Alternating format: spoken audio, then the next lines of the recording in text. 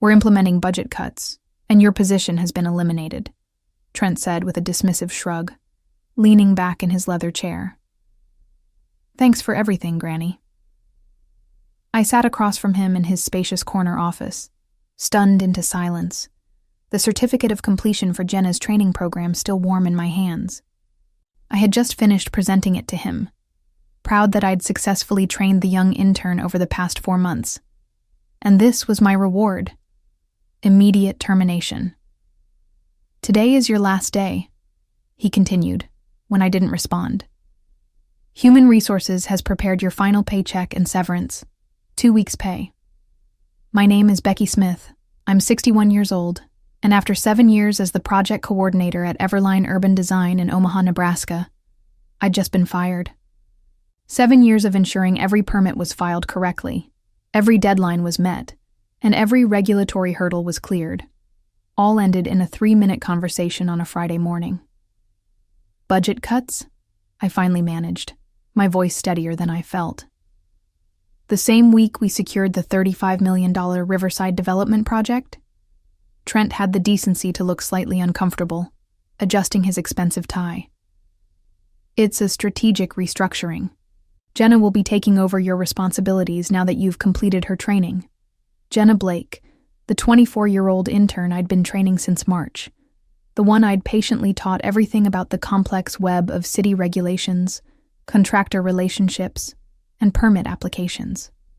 The one who had no actual experience in urban development, but boasted thousands of followers on social media. I see, I said, gathering my dignity around me like armor. Will there be a transition period? The Riverside project has several critical permits pending. That won't be necessary, Trent replied, already checking his phone.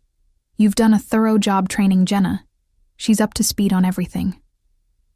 I doubted that very much. 4 months of training couldn't replace 7 years of experience, let alone the 3 decades I'd spent in this industry before joining Everline. But arguing would accomplish nothing. Human Resources will help you clear out your desk, Trent added, standing to signal our meeting was over. We've arranged for security to escort you out by noon. Security escort? As if I might what? Steal office supplies? Sabotage files? After 7 years of loyal service, this final indignity burned worse than the firing itself. Thank you for the opportunity, I said, rising from my chair with all the poise I could muster. It took every ounce of self-control not to tell him exactly what I thought of him and his strategic restructuring. As I walked out of his office, I saw Jenna waiting by the reception desk, excitement poorly concealed behind a mask of professional concern. She'd known this was coming. Perhaps she'd even orchestrated it. And in that moment, as the reality of my situation sank in, I made a decision. I wouldn't fight. I wouldn't scream. I would simply leave. What they didn't know was how ugly this would get for them. 2 hours later, I placed the small box containing my personal belongings in the trunk of my car and sat in the driver's seat, finally allowing myself a moment to process what had happened. 7 years of dedication ended with budget cuts, Granny, and a security escort. I hadn't always worked at Everline. For most of my career, I'd been at larger firms in Omaha's development sector. But 7 years ago, when the housing market crashed and layoffs swept through the industry, Trent had recruited me specifically for my regulatory expertise. We need someone who knows how to navigate the system, he'd said then. Someone with established relationships at the city planning office. Those relationships had been crucial to Everline's growth from a struggling 5-person studio to one of Omaha's most promising architecture firms. The Riverside development was their biggest project yet, a $35 million mixed-use complex that would transform the downtown riverfront. I'd spent months securing the preliminary approvals, calling in favors from contacts I'd cultivated over decades. I hadn't minded when Trent asked me to train Jenna. New blood was important in any company, and I enjoyed mentoring younger staff. For 4 months, I'd patiently explained every form, every deadline, every unwritten rule that made the difference between a stalled project and a successful one. The trick with the zoning office is to submit on Tuesdays, I'd told her. Harold reviews applications on Wednesdays, and he's much more lenient than the Thursday staff. Jenna had nodded, taking careful notes, asking thoughtful questions. I'd been impressed by her attention to detail, her apparent eagerness to learn. I'd even defended her when other staff complained about her constant social media posting. She's young, I'd said, but she's working hard and learning fast. What I hadn't seen were the private meetings with Trent, the lunches they shared, the way she positioned herself as the innovative future while subtly painting me as the outdated past. I started my car but didn't immediately drive away. Instead, I pulled out my phone and called my daughter, Catherine. "Mom, aren't you at work?" she answered, surprised to hear from me mid-morning. "Not anymore," I replied, my voice finally cracking. "I was fired today." "What? Why?" Catherine's shock and indignation were immediate. I explained what had happened, the sudden termination, the insulting severance, being replaced by the very intern I'd trained. "That's age discrimination. You can sue them," Catherine exclaimed. "Maybe," I said, signaling to exit the parking garage. "But I'm not sure a lawsuit is my first choice." "What do you mean?" Catherine asked, suspicious. She knew me too well. "Nothing," I replied innocently. "I just need to think." What I needed to think about was how best to remind Everline of exactly what they'd thrown away. That evening, I sat at my kitchen table with a cup of tea and my laptop, still processing the abrupt end to my career at Everline. The shock had faded, replaced by a simmering anger that I rarely allowed myself to feel. I wasn't just angry about losing my job. I was furious about how it had happened. The disrespect, the callousness, being discarded like obsolete equipment after years of dedicated service. I opened a folder I'd maintained meticulously for years, digital copies of every permit, every application, every approval I'd secured for Everline's projects. I paid particular attention to the Riverside development files. What Trent and Jenna didn't understand, what they hadn't bothered to learn, was that these weren't just standard forms submitted through normal channels. 3 years ago, the city of Omaha had approached me directly to help streamline their permit process for major developments. The city planning office was perpetually understaffed and overwhelmed by complex projects. Harold, the senior planning officer, had known me for decades and trusted my thoroughness and integrity. Together, we developed a solution. I established Smith Regulatory Consulting, LLC, which would serve as an official liaison between developers and the city. The arrangement benefited everyone. The city got a reliable point person who understood both sides of the process, developers got their permits processed more efficiently, and I got additional income plus the security of having my own business on the side. Everline knew about this arrangement. In fact, it was one of the reasons they'd hired me. What they'd failed to grasp, or perhaps simply forgotten in their rush to replace me with a younger model, was that my company wasn't just a pass-through entity. It had real authority in the permitting process. For the Riverside development, all the critical permits had been filed under my LLC's oversight, with my digital signature required for final approval. Without me, those permits were in limbo. I closed my laptop and sipped my tea, considering my options. I could sign off on the permits as a professional courtesy, allowing Everline to proceed without interruption. That would be the nice thing to do. Or I could remind them of exactly what they'd lost when they fired me. My phone buzzed with a text from Catherine. "Don't do anything rash, Mom. Talk to a lawyer first." I smiled. My daughter really did know me too well. The next morning, Saturday, I contacted my friend Victoria, who happened to be an employment attorney. We met for coffee at a quiet cafe downtown. "They can't just fire you because of your age," Victoria said after hearing my story. "But proving age discrimination can be tricky." "I'm not interested in a discrimination lawsuit right now," I replied. "I want to know about my obligations regarding the permits filed through my consulting company." Victoria raised an eyebrow. "I see where this is going. Let me be clear. If those permits were filed through your LLC and your signature is required for finalization, you are under no obligation to provide that signature without proper compensation for your services. And if Everline assumed those services were covered under my employment with them, that would be their mistake, Victoria said with a small smile. Especially if your consulting work was established as a separate business entity. Do you have documentation of the arrangement? I nodded, thinking of the folder on my laptop. Perfect, Victoria said. Let me draft a letter outlining your position. As I drove home from our meeting, I felt a strange sense of calm.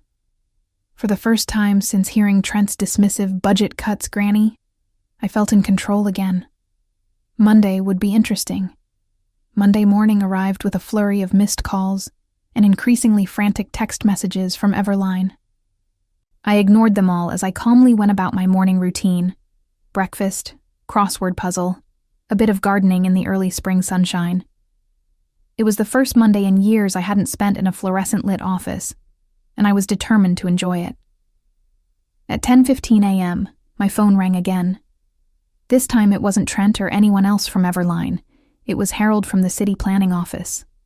I decided to answer. "Becky?" "Thank goodness," Harold said when I picked up. "We've got a situation with the Riverside permits. Everline submitted a request for final approval, but everything's filed under your LLC. I told them I can't proceed without your digital signature." "Yes, that's correct," I replied calmly. "My company is the official liaison for that project." "They're saying you're no longer involved with the project? Something about restructuring?" "My employment with Everline ended Friday," I explained. "But my consulting company's involvement with the permits is a separate matter entirely." Harold paused before speaking again. "I see. Well, this puts us in an awkward position. The city can't proceed without your sign-off, but Everline is insisting we bypass you." "That's not possible under our agreement with the city, is it?" I asked, already knowing the answer. "No, it's not," Harold confirmed.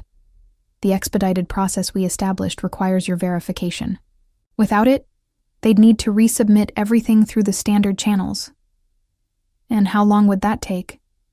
Harold laughed. "For a project of Riverside's size? Months at minimum. Plus they'd lose their place in line." After finishing with Harold, I checked my phone to find 3 more missed calls from Trent. The latest voicemail was notably different from his earlier messages. "Becky, look, I think there's been a misunderstanding. Can we please discuss the Riverside permits? Call me back as soon as possible." I smiled. The panic in his voice was unmistakable. He'd finally realized what my firing actually meant for his precious project. At noon, I received an email from Victoria with the draft letter she'd prepared for Everline. It was perfect. Professional, firm, and crystal clear about my position. Smith Regulatory Consulting would be happy to complete the permit process for the Riverside development for a consulting fee of $75,000, approximately what I would have earned in salary over the next 9 months, plus formal credit as the regulatory compliance specialist on all project documentation. I approved the letter, and Victoria sent it immediately. Trent's response came within minutes, a hastily written email demanding that I call him for an urgent discussion. I ignored it. Instead, I drove to my favorite nursery and spent the afternoon selecting plants for my garden. I was examining tomato seedlings when my phone rang again. This time, it was a number I didn't recognize. "Hello? Mrs. Smith, this is Jackson Warren." I nearly dropped my phone. Jackson Warren was the principal investor in the Riverside development, a prominent businessman with deep pockets and a reputation for not tolerating delays.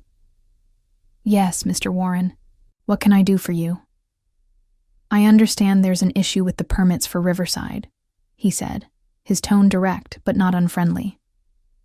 "Trent Callahan seems to be having trouble explaining the situation clearly. I'd like to meet with you directly to understand what's happening."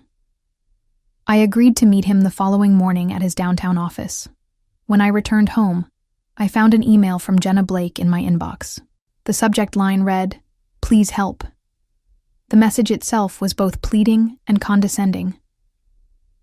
Becky, I know you must be upset about the restructuring, but holding up the Riverside project is only hurting your professional reputation.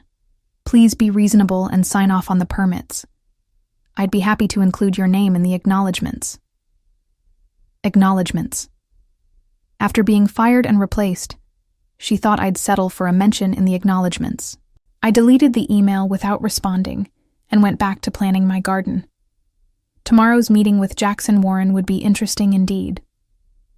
Tuesday morning, I dressed carefully for my meeting with Jackson Warren, choosing an elegant navy suit I'd rarely worn to the casual Everline office. I arrived at Warren Development's sleek downtown headquarters 15 minutes early and was immediately escorted to a spacious conference room with floor-to-ceiling windows overlooking the very riverfront the Riverside project was meant to transform. Jackson Warren entered precisely on time, a tall man in his late 50s with silver hair and a reputation for blunt speaking. He shook my hand firmly. "Mrs. Smith, thank you for coming. Coffee?" I accepted, and as his assistant served us, Warren got straight to the point.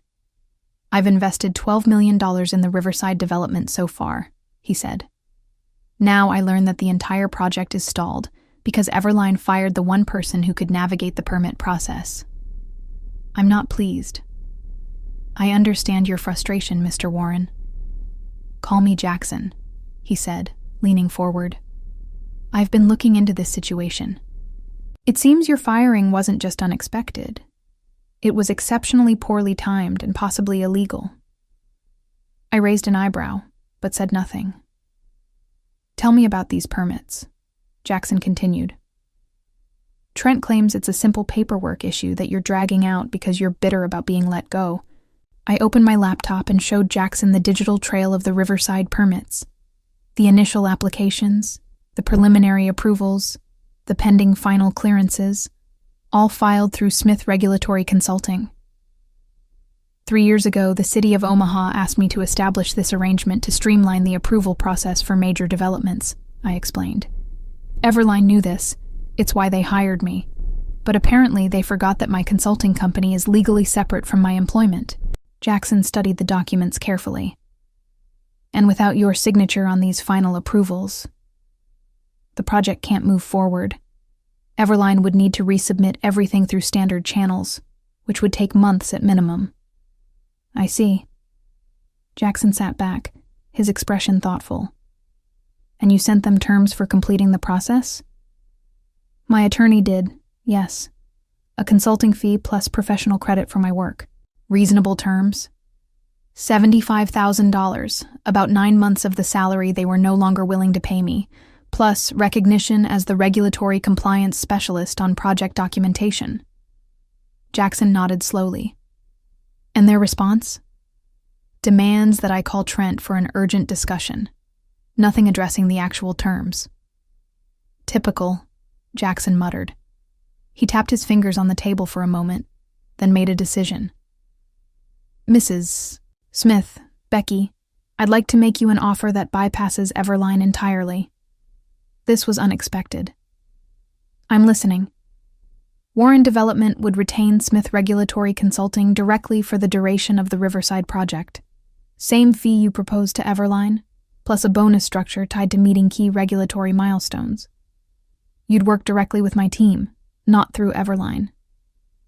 I tried to keep my expression neutral despite my surprise. "And Everline's role?" "That's between me and them," Jackson said with a cold smile. "But I'm reconsidering our entire relationship given how they've mismanaged this situation." I left the meeting with a handshake agreement and instructions to have Victoria review the formal contract that would arrive that afternoon. As I walked to my car, my phone buzzed with a text from Trent. "Emergency meeting about Riverside today at 3 p.m. Your presence requested. Will pay consultation fee." Too late, I thought. Much too late. When I arrived home, I found an elaborate flower arrangement on my porch with a card from Jenna. "So sorry about the misunderstanding. Please call Trent ASAP. We need you." I placed the flowers on my elderly neighbor's porch instead, knowing she would enjoy them more than I would. Then I called Victoria to brief her on the Warren Development offer. They're offering to match the fee we proposed to Everline, plus performance bonuses, I explained. And I'd be working directly with Warren's team, not through Everline. Cutting Everline out entirely, Victoria said with an appreciative whistle. That's quite a development. Did Warren indicate what this means for his relationship with Everline? He said he's reconsidering it. I got the impression that Trent has some explaining to do. I imagine he does, Victoria replied. Send me the contract when it arrives. In the meantime, I suggest you continue ignoring Everline's increasingly desperate attempts to contact you. I spent the afternoon in my garden, planting the seedlings I'd purchased the day before. It was therapeutic, digging in the soil, setting young plants into place, imagining the harvest to come. A perfect metaphor for this unexpected new chapter in my professional life, planting seeds for future growth after being uprooted. By Wednesday morning, news of my arrangement with Warren Development had spread through Omaha's tight-knit development community.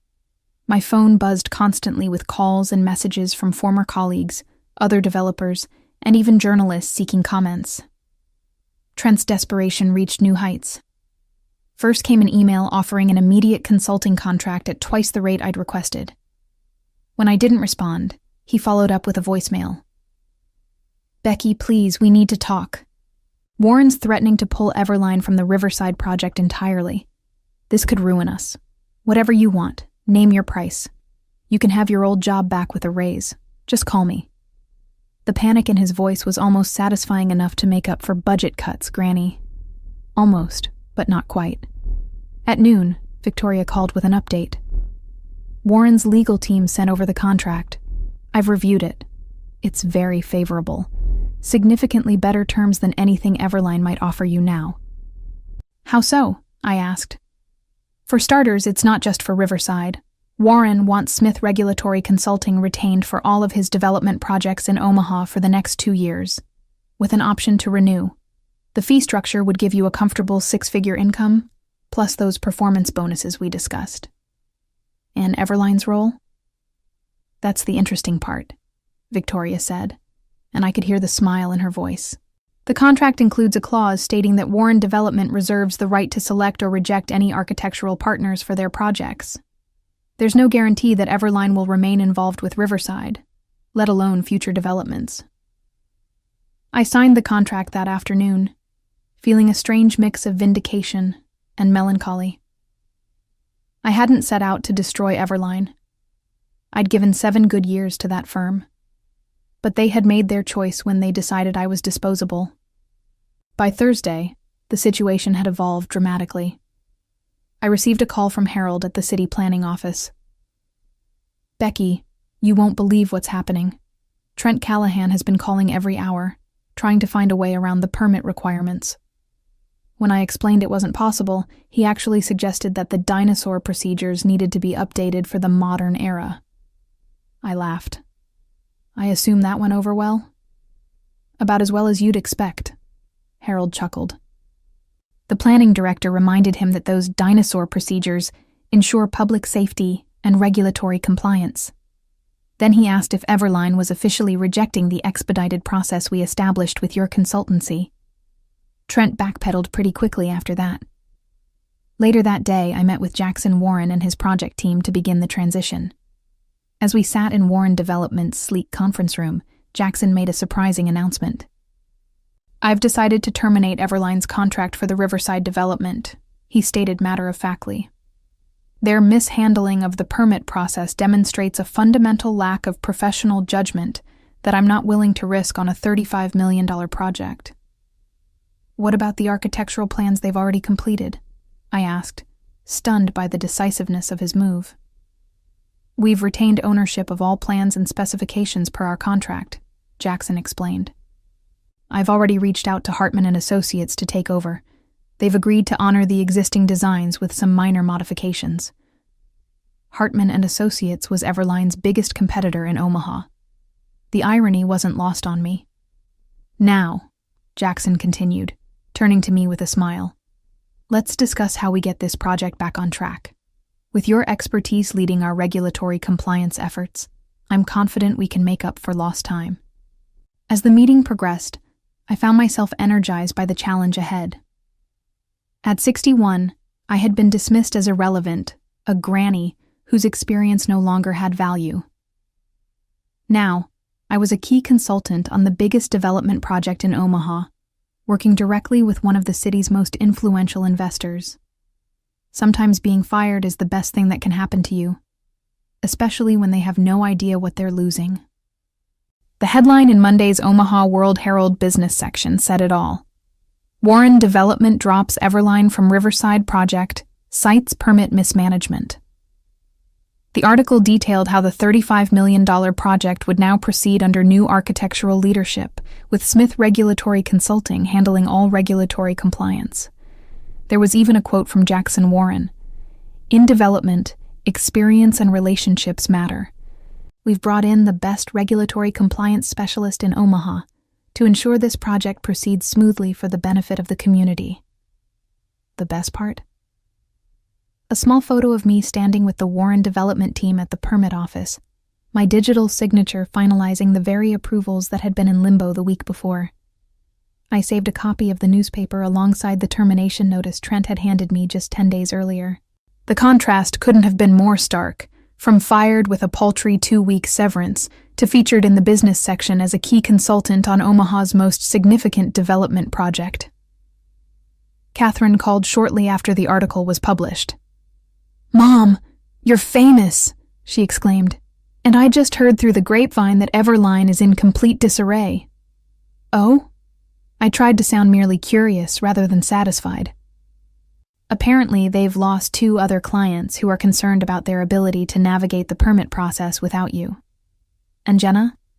She's been reassigned to social media strategy after she couldn't figure out how to submit a basic variance application." I couldn't help but smile at that.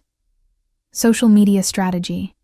Exactly what Jenna was qualified for, not the complex regulatory work Trent had tried to foist upon her after firing me. "It's not just Riverside they've lost," Catherine continued. "Jackson Warren has 5 other projects in development across the city, and word is he's taken all of them away from Everline. That's millions in contracts." "That's business," I replied simply. "No, Mom," Catherine laughed. "That's karma." "It's not karma," I corrected her gently. "It's just the natural consequence of undervaluing expertise." 3 months later, I stood at the Riverside groundbreaking ceremony, watching as Jackson Warren and city officials ceremonially turned the first shovels of dirt on the project. My role had expanded beyond regulatory compliance. I was now effectively Warren Development's liaison with the city for all their projects, a position created specifically for my unique combination of expertise and relationships. As photographers captured the moment for local news outlets, I spotted a familiar face on the periphery of the crowd. Trent Callahan, looking decidedly less confident than when he'd fired me with a dismissive, "Budget cuts, Granny." Our eyes met briefly before he looked away, his discomfort evident. After the ceremony, a reporter from the Omaha World Herald approached me for an interview. The resulting article, "The Permit Whisperer: How Becky Smith Became Omaha's Most Sought-After Development Consultant," ran on the front page of the business section. It detailed my decades of experience, the respect I commanded from city officials, and the critical role regulatory compliance played in successful urban development. There was even a quote from Harold at the city planning office. "Becky knows more about Omaha's zoning and permit requirements than anyone else in the industry. Developers who work with her get their projects approved in half the time." My consulting business expanded rapidly after that. I hired 2 assistants, experienced women in their 50s who'd been similarly pushed aside at other firms, and established an internship program specifically for people changing careers midlife. I never actively sought to damage Everline, but I watched with detached interest as their fortunes declined. Without access to my expedited permit channel, their projects faced delays. Several clients followed Warren Development's lead and took their business elsewhere. Trent's youthful approach wasn't delivering the results he'd promised. Jenna lasted 6 more months before leaving for a marketing position at another firm. I wished her well when I heard the news. She was young. She had time to learn that flash without substance rarely succeeds in the long run. As for me, at 61, I had embarked on the most rewarding phase of my career.